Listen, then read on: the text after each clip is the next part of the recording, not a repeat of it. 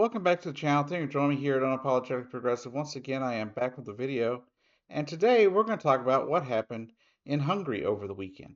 Now, yesterday, Viktor Orban, or as you can see here, a man trying to cosplay as the Count from Sesame Street, lost an election and lost pretty handedly. All reports I've seen so far is that the opposition party is now no longer the opposition party, and they lead in the parliament as well as run the country now. Now, here's the thing about Viktor Orban. Viktor Orban has been passing all sorts of insane laws. He rewrote the Hungarian constitution, basically giving him, unabated authority on a lot of things. But the one thing he didn't do was make it to where his people couldn't vote. And when he lost yesterday, Viktor Orban did what do you think he did? Surprisingly enough, Viktor Orban stepped down and conceded the election, admitted that he lost, proving that even as terrible as Viktor Orban is, and as terrible as the things he has done to people, which we will discuss in just a minute, Viktor Orban is still a better human being and believes more in democracy than Donald J. Trump. Now, Viktor Orban, he's a terrible human being. From what I have read, at one point in time, he wasn't such a far-right conservative, much like Donald Trump wasn't a far-right conservative. He didn't always boast that he hated the LGBTQ community, which he did over the last, 16 years in Hungary. You see, over the last 16 years, Viktor Orban has tried everything in his power, from packing the courts to rewriting the constitution, giving him more power. He's tried everything he can to turn Hungary into a fascist dictatorship. Recently, coming down on the LGBTQ community rather unjustly. For example, banning the pride events that usually took place in Budapest. Now, what they did, besides just banning it, right? They didn't say you just can't have it. They said if you went ahead and had it, that they were going to arrest you, basically, and fine you large sums of money for supporting the LGBTQ community. Now, get this. Thousands, if not hundreds of thousands of people showed up to Budapest Pride in defiance of their leader, right? The leader of the country said no more, no pride. And the people in Hungary said, screw that. We're having pride. Much different than what's going on in Tucson, Arizona, where the head of the Tucson Pride organization decided that they were going to fold up shop and quit because things got a little hard. Right? These people in Hungary took to the streets of Budapest and supported Pride regardless of what this man wanted them to do. Under the threat of imprisonment and huge fines that most of them wouldn't be able to pay. Knowing that was a possibility, they still took to the streets and they still fought for the LGBTQ community. But you see, he was much like Donald Trump, attacking the trans community, but trying to make it illegal to be trans. I believe he even pushed signed an edict basically, hurting the trans community in terms of gender markers and stuff like that on IDs, much like you see many states here in the U.S. doing. Idaho just joined that list, by the way. But you see, Viktor Orban was terrible to the LGBTQ community. He's also terrible for the rights of women in his country. He had goals, much like your white nationalists do here, of turning women into breeding factories. And a lot of people are saying, if they can do this in Hungary, why can't we do it here? And here's the problem. The people in Hungary They saw what was going on, but they didn't have enough, resistance. Because here's the thing with fascism is it comes on slowly. You don't notice it at first. It's just small things like excessive checks of your bags at the airport, right? Women losing small rights here and there.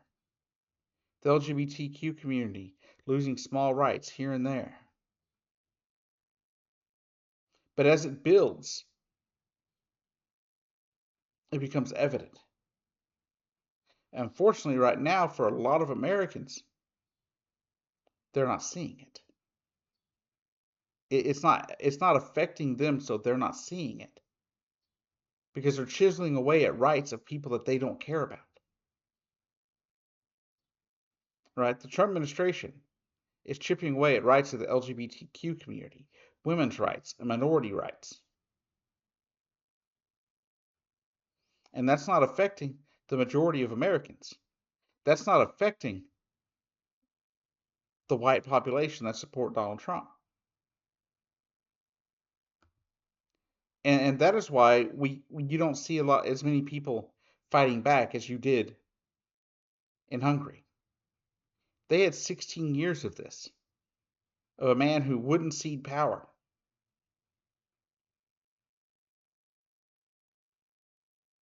who was corrupt,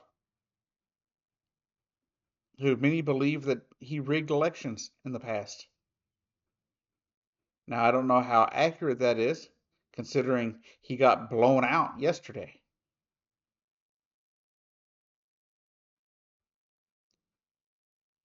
But the fact is, Viktor Orban did terrible things. He destroyed the Hungarian economy. He destroyed the lives of millions of Hungarians. He was a pariah in the European Union. He was Vladimir Putin's right-hand man in Europe. Why do you think J.D. Vance and Donald Trump helped campaign for Viktor Orban? Because they care about other people? No. They did it because this man is the right-hand man of Vladimir Putin. Went and supported Viktor Orban at the behest of Vlad. That's the whole reason that you saw J.D. Vance on stage with Viktor Orban. But you see, what I find amazing about this is that it shows that in time, you can fight back against fascism. Once people start seeing the ramifications of these policies, they will come around. I'm hoping this happens a lot sooner in this country.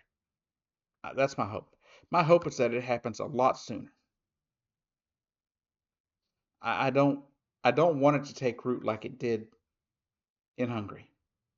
I don't want Donald Trump thinking that he's able to just rewrite the Constitution because he said so. I'm tired of seeing people's rights ripped away from them. Because remember, if they're rights and they can be taken away, they're not rights. They're a suggestion. So the fact is, Viktor Orban shows you and shows Americans what we can do, that we can fight back, that we can stop this, that we don't have to devolve into fascist dictatorship. As much as Donald Trump wants that, as much as some people on the right want that, we don't have to go that route. We don't have to do that. And it starts at the local level. It starts at your city council elections, your mayoral elections, your state representatives, your state legislatures, in all the state houses across the country. It starts with governors. And then you work your way up to the federal level, to the U.S. House, the Senate, the President.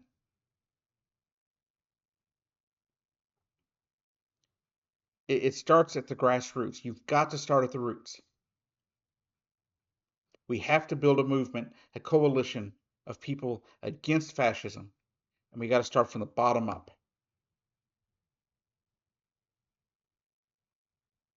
And I see people coming together and starting to build that groundwork, putting in the work, fertilizing those roots, if you were. And I see people doing that. And it gives me hope for the future. It gives me hope that we can stop this before it gets to the point that it did in Hungary.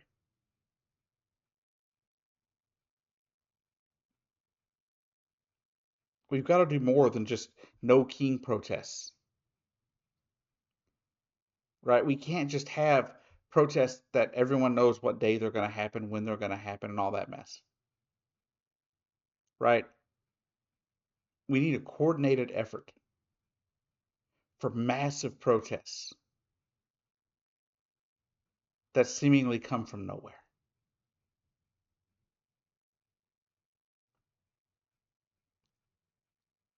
And the thing is, you're seeing a lot of what's going on in the US right now. And it's a lot of stuff people saw in Hungary. We don't have to go that route. We can stop this where it is right now. If you're not a liberal, you're a conservative, that's fine. I say we set aside our petty grievances right now and fight for the survival of this country. That we join together and create a coalition of people willing to stop fascism. We can quibble and fight about our petty differences and the grievances that each side of the aisle has. We can do that after we fight for our country, after we save it.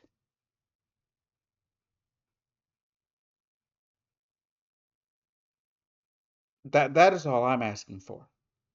We can fight about other culture war issues and stuff like that, until we're blue in the face. But let's do that later.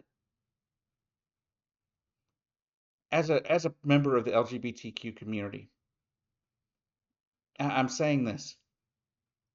We have got to broaden the tent, bring more people into the fold, and then we can start working on social issues such as justice for the trans community, which I am a member of. Right now, we need to put our petty differences aside. We need to put aside our hatred of certain groups of people, our disdain for people that support certain countries in this world. I understand what Israel has done in Gaza is absolutely horrific.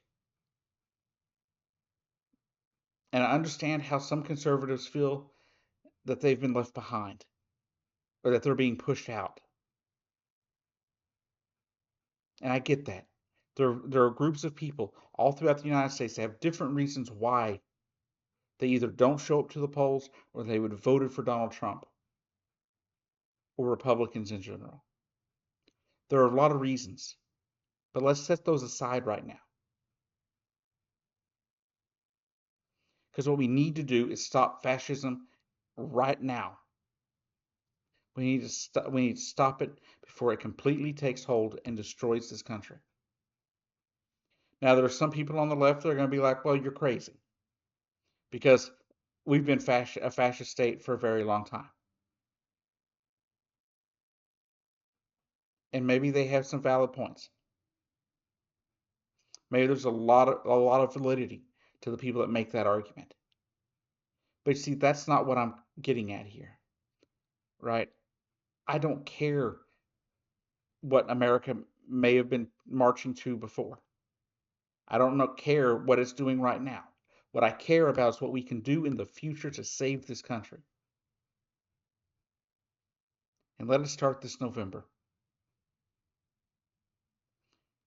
Let's wrangle the U.S. House and the U.S. Senate away from the fascists. And let's save democracy.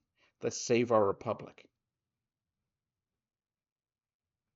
And after we do that, and after we make it loud and clear that this is the United States of America, not the fascist United States of America, then we can go to our petty bickering and quarreling over the budget and policies. I hate the fact that everything has become a culture war. As somebody that's definitely far to the left, and somebody that's a member of the trans community, I understand what's at stake. I get it. But at the same time, I remember when politics was about policy. I remember when it was about the budget, fighting for, you know, money for food stamps and Medicaid. I remember when we fought for civil rights. And I read that throughout history.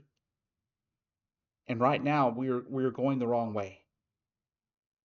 I'm not saying not to fight for trans rights and to make sure that trans rights, you know, exist and that the trans community is left alone.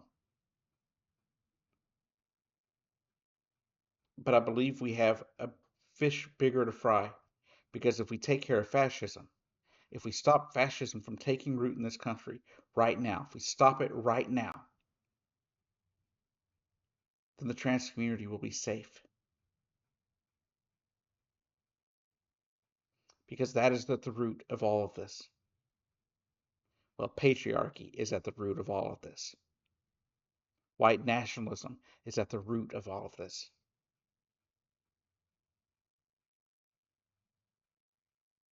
But I'll be very clear. If you happen to have watched The Handmaid's Tale or read the book, if we allow things to go on like Viktor Orban was trying to push things to and what Donald Trump wants to do, that's the kind of world we're going to live in, where women have no rights, people that are part of the LGBTQ community won't be allowed to even exist.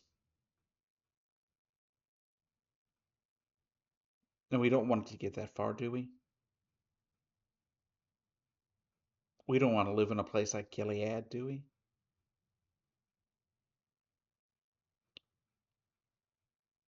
And that terrifies me. Terrifies me that people want to live that way, that there are people out there that think things like that are reasonable, but they're not. So let's, like I said, put away petty things like how we're going to fund this, how we're going to fund that. Let's stop cutting food stamps and things like that. Let's just stop all that and focus on ending fascism. And then we can get back to business as usual.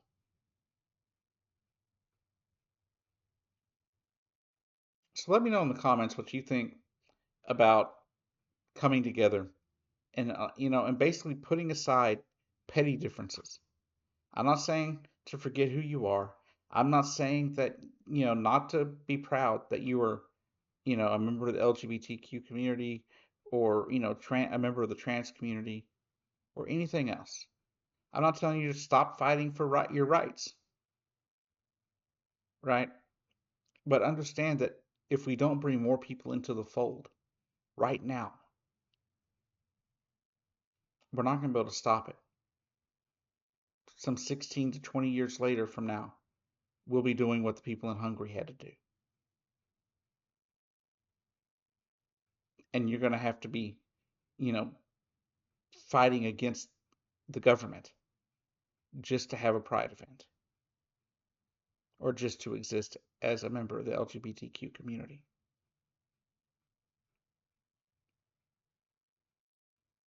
Now, I want everyone to know that this isn't a new thing.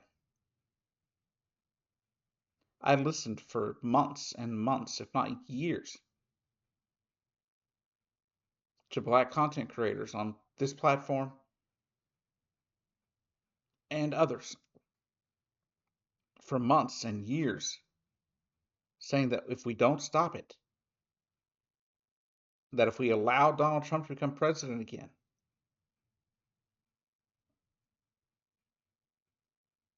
that we're lost.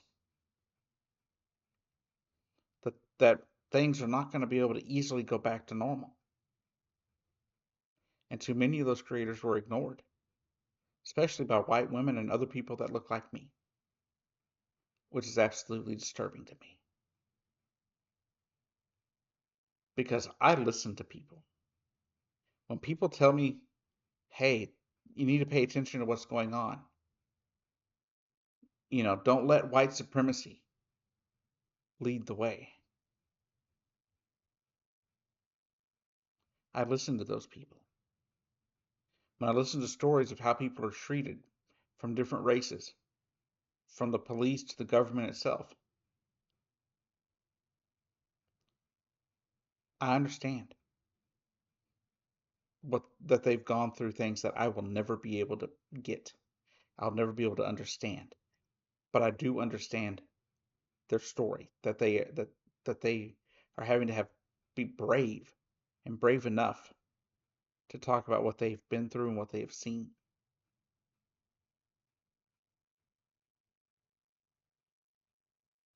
I considered at one point in 2024 not voting for Kamala Harris. And then I remembered what I had listened to and what I had heard. And then I heard her speak and I voted for Harris.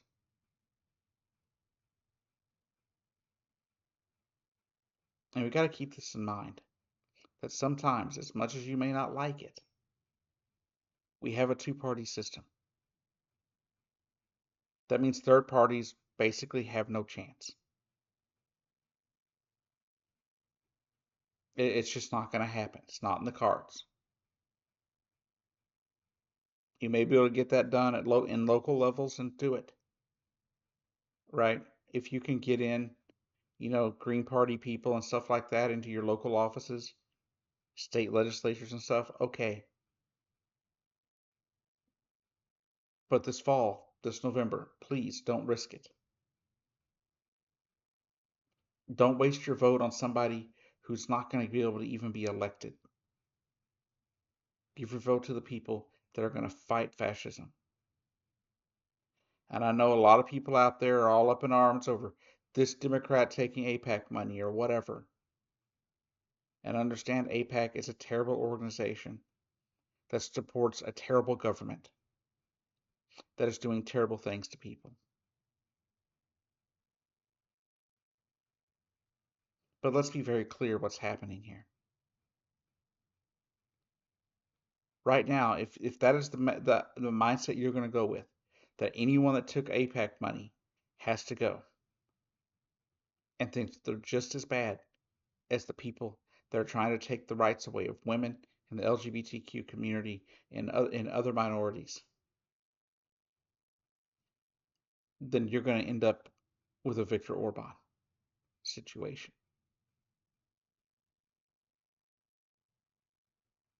Because we're just steps away from Congress abdicating all their responsibilities.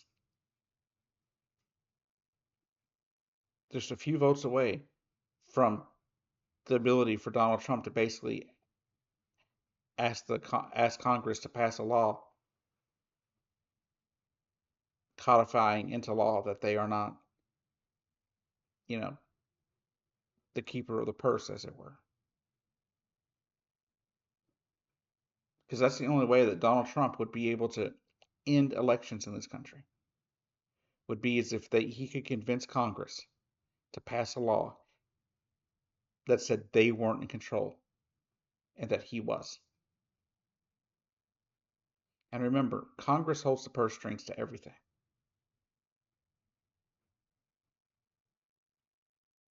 They're the ones that control, what gets spent,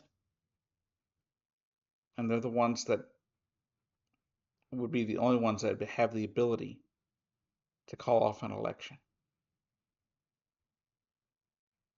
Don't let that happen this fall. This fall, show up to those elections. Do what you can.